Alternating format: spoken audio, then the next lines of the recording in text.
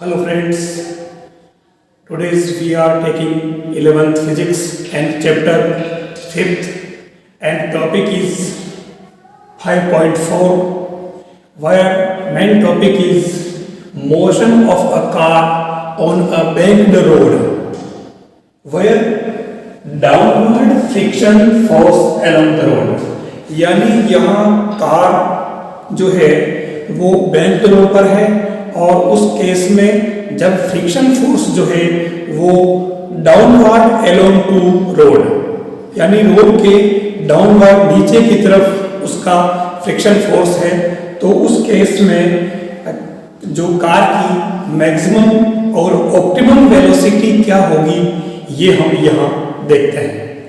आप देखिए यहाँ कि कार जो है वो बैंक रोड पर है और इस बैंक रोड जो है वो रोड जो है वो मेन हॉरिजॉन्टल डायरेक्शन से थीटा एंगल पर है और उस केस में कार जब मूव करती है तो यहाँ रोड पर जो परपेंडिकुलर जो रिएक्शन है वो या नॉर्मल रिएक्शन भी कहते हैं इसे, तो ये नॉर्मल रिएक्शन है परपेंडिकुलर डायरेक्शन में होगी एंड और उस केस में जो फ्रिक्शन फोर्स जो है वो अलोंग टू डाउनवर्ड यानी नीचे की तरफ होगा और उस केस में हम देखें इस पर जो परपेंडिकुलर डायरेक्शन में जो इसका कंपोनेंट होगा नॉर्मल रिएक्शन का वो n cos थीटा होगा और हॉरिजॉन्टल जो होगा वो f sin थीटा और उस केस में mg जो उसका है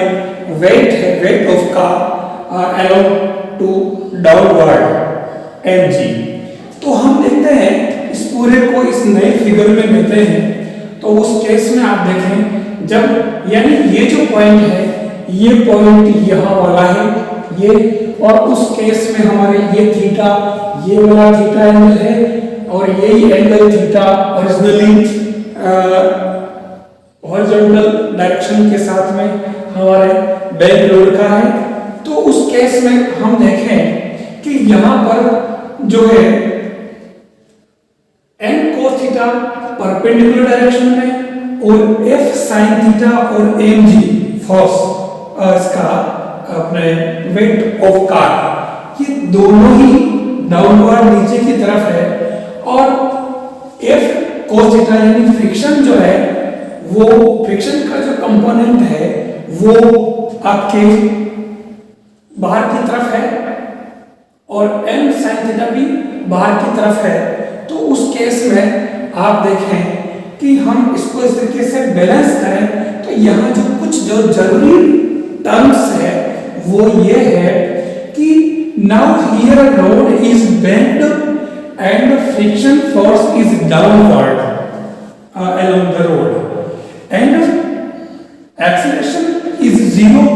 एक्सेलरेशन जो है वर्टिकल डायरेक्शन में वो जीरो है तो acceleration is zero along vertical direction so net force along this direction भी zero.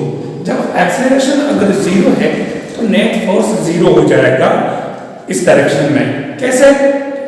Bye second law of motion F equal to m है तो उसमें a अगर जीरो है तो उस केस में f ऑफ के जीरो हो जाएगा।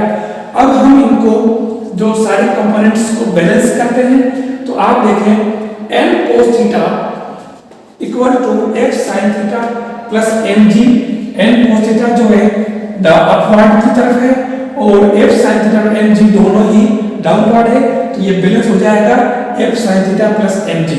Now n cos theta as it is equal to f की वैल्यू जो है हमारे पास में वो म्यू s n है तो ये f की वैल्यू की mu s n sin theta plus mg।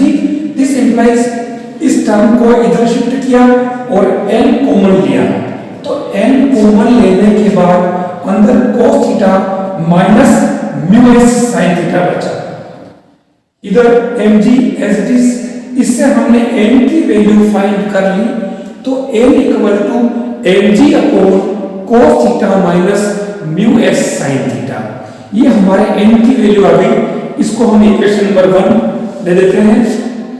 Next हम ये डायरेक्शन लेते हैं तो उस केस में आप देखें कि F cos थीटा यानी कि centripetal force provides horizontal components of L and F। Centripetal force जो है वो हमारे पास में mv²r है। ये जो है हमारे को ये दो चीजें उपलब्ध कराता है, इससे ये बैलेंस होता है।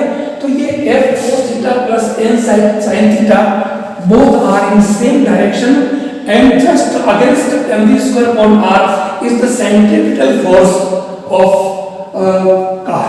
Therefore F equal to μsn, ये वैल्यू हमने पुट की और यहाँ से n कॉमन लिया तो μs cos theta plus sin theta बचेगा, ये यहाँ रखा, इधर mv²r as it is and n की वैल्यू हम यहाँ से पुट करते हैं।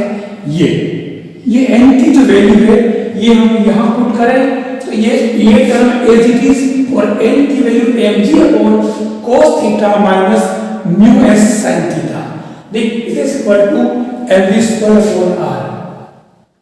Now dividing both numerator and denominator by cos theta, तो आप देखो ऊपर और नीचे cos थीटा से डिवाइड किया तो cos upon cos sin upon cos, नीचे भी cos sin को अपॉन में cos कर दिया। इससे हमारे पास में ये v मैक्सिमम वेलोसिटी जो आई है वो μs cos से cos कैंसिल, अब rg अपनी जगह यहाँ पर ये जो है rg